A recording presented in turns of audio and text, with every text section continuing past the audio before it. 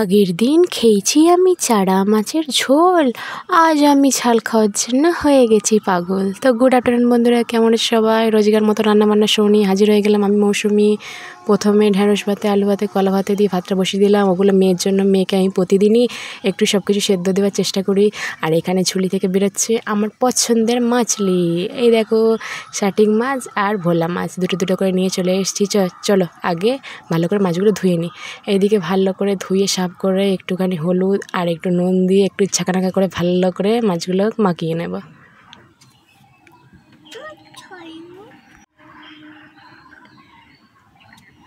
এইদিকে আমি মাছের ঝালের জন্য নিয়ে নিয়েছি 1 গাঁট আদা, 5 কোয়া রসুন, একটা টমেটো, 3টে পেঁয়াজ, একটু ধনেপাতা আর 2টো কাঁচা লঙ্কা। আর আজকে শুধু মাছের ঝাল করব না, তার সাথে করব একটু কলমি শাক ভাজা। 1 আঁটি কলমি শাক নিয়ে নিয়েছি। ওইদিকে আমাদের ভাতটা ফুটে গেছে, একটু ভাতের ঢাক্কাটা খুলে দিলাম। তো চলো, এইদিকে আমার সব কিছু কোটাকুটি রেডি হয়ে গেছে। রসুন আর আদা আমি অত মিক্সচারের ঝামেলা করি না, সবসময় তো একটু শর্টকাটে চেঁচে মেরে দেওয়ার চেষ্টা করি। আর এইদিকে আমার শাকও কুটে ভালো করে ধুয়ে রেখে দিয়েছি। তো চলো এবার রান্না স্টার্ট করা যাক। গ্যাসটা জ্বালিয়ে তার উপর একটা বসিয়ে দিলাম কড়াই। আগেই বলে দিই, কেউ আমার কড়াইয়ের দিকে যাবে না, কারণ এই কড়াইটা হচ্ছে আমার দিদার আমল থেকে চলে আসছে। আমার দিদা ইউজ করেছে আর মা ইউজ করেছে, এবার আমি করছি, বুঝেছ?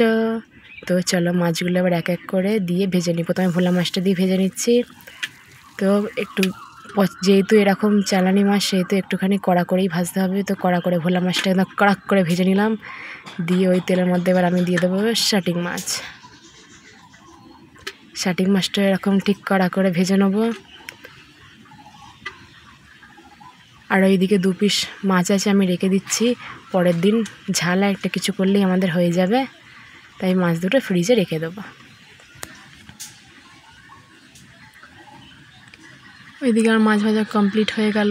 এবার কড়াইতে আমি আরেকটু সর্ষের তেল দিয়ে কিছুক্ষণ গরমের জন্য রেখে দিলাম। এইদিকে ভাতটা চলো দেখে নেওয়া যাক। আমাদের ভাতটা রেডি হয়ে গেছে। তো চলো এবার ফ্যানটা গড়িয়ে নিই। এইদিকে তেল গরম হয়ে গেছে, তেলের মধ্যে প্রথমে আমি পেঁয়াজগুলোকে ছেড়ে দেবো। সাঁতার কাট এবার যত খুশি, এইটুখানি জল আর কি সাঁতার কাটবে পেঁয়াজ বলছে। তো পেঁয়াজটা আমাদের একটু ব্রাউন ব্রাউন করে ভাজা হয়ে গেছে। তার মধ্যে এবার আমি কাঁচা লঙ্কাগুলোকে দিয়ে দেবো।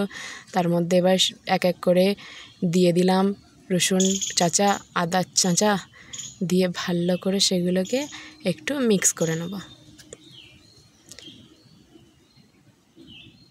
আদা রসুন পেঁয়াজ ভাজা ভাজা হয়ে গেছে। এবার তার মধ্যে এবার আমি টমেটোটা দিয়ে দিলাম, পুরো লাল লাল টমেটো।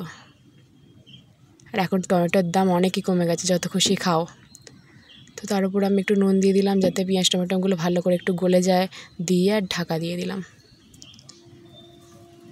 5 মিনিট হয়ে গেছে। এইদিকে আমার তেল, ঝাল, নুন, পেট্রোল, ডিজেল সব কিছুই ছেড়ে দিয়েছে। তো একটুখানি নেড়ে ছেড়ে এবার আমি এতে গুঁড়ো মশলাগুলো দেবো। প্রথমে দিয়ে দিলাম 1 চামচ হলুদ গুঁড়ো, 1 চামচ লঙ্কা গুঁড়ো, 1 চামচ জিরে গুঁড়ো, 1 চামচ ধনে গুঁড়ো, দিয়ে ভালো করে এবার একটু নেড়ে ছেড়ে নেবো। তারপর এতে দিয়ে দেবো সানরাইজের গরম মশলা। ওফ, আমার হাতটাই পুড়ে গেল দিতে গিয়ে। তো দিয়ে ভালো করে এবার ওটাকে মিক্স করে নেবো। এদিকে আমার মশলাপাতি সব কিছু ভাজা হয়ে গেল। এর মধ্যে আমি এবার দিয়ে দেবো আমুলের শক্তি টক দই। আজকে আমি মাছের ঝালটা একটু অন্যরকম স্টাইলে করছি। তো টক দইটা দিয়ে ভালো করে নেড়ে চেড়ে এর মধ্যে একটু জল দিয়ে দিলাম। জল দিয়ে ভালো করে একটু গুলিয়ে এবার এতে ঢাকা দিয়ে 5 মিনিটের জন্য রেখে দেবো। এইদিকে আর একটা গ্যাস ছেলে তার মধ্যে একটা কড়াই বসিয়ে দিলাম। এবার হবে আমাদের শাক ভাজা। প্রথমে একটু কড়াইয়ের মধ্যে সর্ষের তেল দিয়ে দিলাম। সর্ষের তেলের ওপর এবার শাকের ফোড়নের জন্য একটা শুকনো লঙ্কা আর একটু পেঁয়াজ দিয়ে দিচ্ছি। দিয়ে ভালো করে নেড়ে ছেড়ে এবার এর মধ্যে আমি দিয়ে দেবো শাকগুলো। দেখো, এক কড়া পুরো ভর্তি উবু চুবু শাক। কিছুক্ষণ পর ঢাকা করলেই দেখবে একদম চুপসে কোথায় শাক দিয়ে চলে যাবে না, চোখে পড়বেই না। তার মধ্যে একটু আমি শাকটা সেদ্ধ হওয়ার জন্য একটু নুন দিয়ে দিলাম হালকা করে। শাকে বেশি নুন দিলে তেতো হয়ে যায়, ওই জন্য একটুখানি নুন যথেষ্ট। দিয়ে এবার আমি চাপা দিয়ে দিলাম। ওইদিকে আমার ঢাকা খুলে কারি রেডি হয়ে গেছে। কাইটা এবার নেড়ে চেড়ে এর মধ্যে আমি মাছগুলো সব দিয়ে দেব।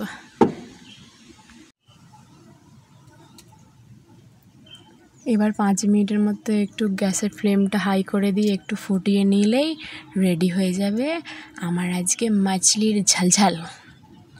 তো রেডি হয়ে গেল আমার মাছলির ঝালঝাল। ওইদিকে একটা প্লেট নিয়ে এবার প্লেটের মধ্যে ঢেলে নেব।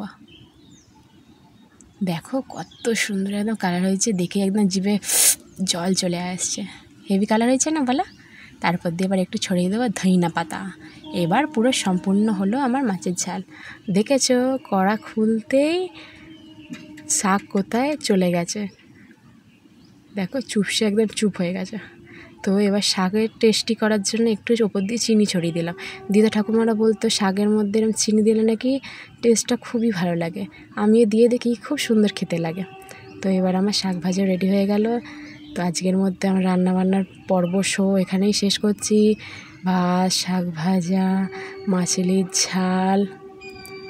দেখো মাছলির ঝালটা সত্যিই কত সুন্দর কালার হয়েছে না, দেখতেও খুবই সুন্দর লাগছে। সাথে আমি একটুখানি শসা কেটে নিয়েছি, এই গরমে একটু শসা দিয়ে ভাত খেতে ভালোই লাগে। তো চলো বন্ধুরা, তোমরা সকলেই সুস্থ থেকো, ভালো থেকো। আবার তোমাদের সাথে দেখা হবে নেক্সট একটি ভিডিওতে। তো ততক্ষণের জন্য টাটা, বাই বাই, ভালো থেকো সবাই।